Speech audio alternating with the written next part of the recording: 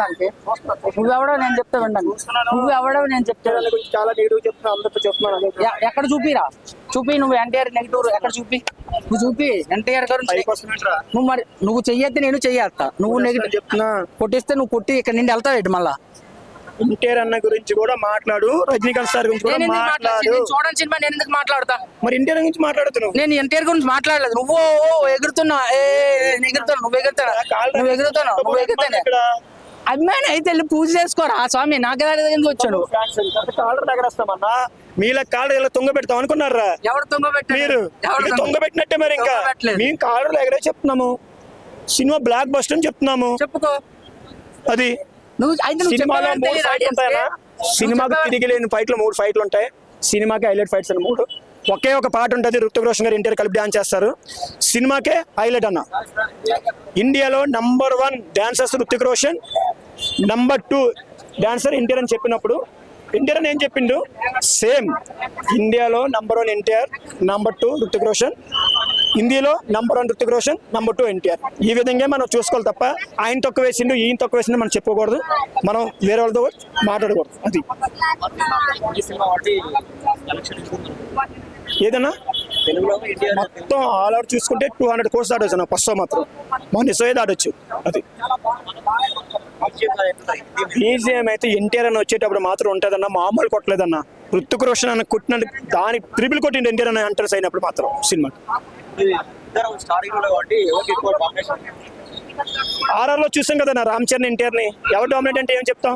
ఇందులో అంతే. ఇద్దరు పెద్ద హీరోలతో తీసినప్పుడు ఒకరు తక్కువ అవచ్చు, ఒకరు ఎక్కువ వచ్చు, ఒకరు ఎక్కువ వచ్చు, ఒకరు తక్కువ వచ్చు. ఇద్దరిని లాస్ట్ లో మాత్రం ఇద్దరిని ఈక్వల్ గా చూపించిండ్రు.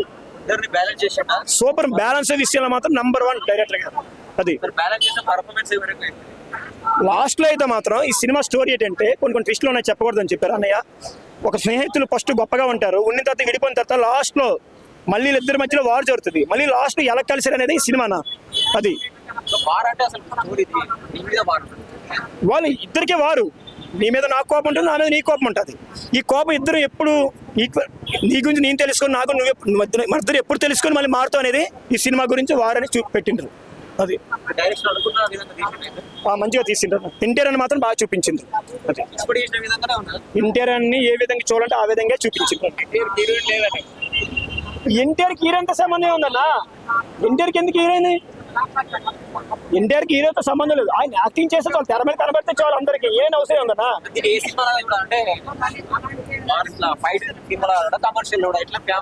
కొంచెం ఫ్యామిలీతో కాకుండా ఫ్యామిలీతో కూడా చూడొచ్చు, కానీ ఎక్కువ ఫైట్సే. వారంటీ ఫైట్స్ కదన్నా. అది మరి కూలీ కూడా బాగా వచ్చన్నా. ఎందుకంటే అక్కడ రజనీకాంత్ గారు తమిళనాడు దేవుడు గారు ఆయన కూడా మనం తక్కువ అంచనా వస్తుంది. తెలుగులో ఎన్టీఆర్ అన్న గారు, ఈయన కూడా తక్కువ వేయకూడదు. తెలుగులో ఈయన గొప్ప, తమిళలో ఆయన గొప్ప. అది ఆయన సినిమా తమిళలో బ్లాక్ బస్టర్ అవ్వచ్చు, ఇక్కడ అవ్వకపోవచ్చు. మనోడి సినిమా ఇక్కడ బ్లాక్ బస్టర్ అవ్వచ్చు, అక్కడ అవ్వకపోవచ్చు. వాళ్ళ ఫ్రెండ్స్ వాళ్ళు గొప్ప, మా ఫ్రెండ్స్ మా గొప్ప. ఇక్కడ తెలుగు వాళ్ళు తెలుగు వాళ్ళే, తమిళోళ్ళే అంతే.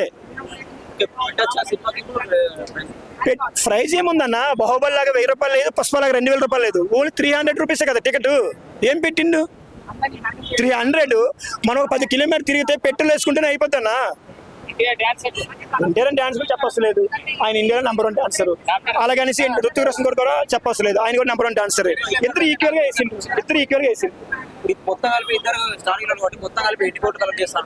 దగ్గర 2000 కోట్లు కలెక్ట్ చేశాను.